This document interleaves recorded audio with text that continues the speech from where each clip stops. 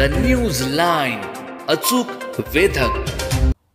कोयना नदीच्या वेगवान प्रवाहात कराड शहराला पाणीपुरवठा करणाऱ्या जलवाहिनीचे मोठे नुकसान झाले होते. त्यामुळे कराड शहरावर अभूतपूर्व पाणी संकट कोसळले होते.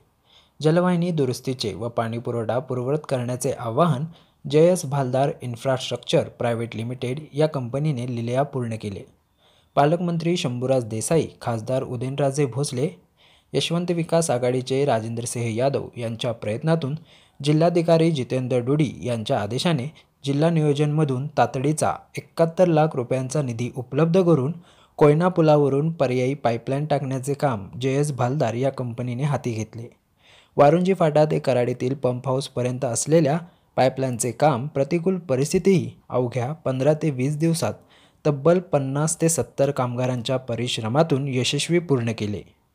JS भालदार इन्फ्रास्ट्रक्चर प्रायव्हेट लिमिटेड या कंपनीच्या कार्यतत्परतेमुळे कराडकरांना आता मुबलक पाणीपुरवठा होणार आहे. JS भालदार इन्फ्रास्ट्रक्चर प्रायव्हेट लिमिटेड कंपनीने महत्त्वाचा पुढाकार घेतल्याने कंपनीविषयी तमाम कराडकरांकडून आभाराची भावना व्यक्त होत आहे. द न्यूज लाईन, अचूक वेधक.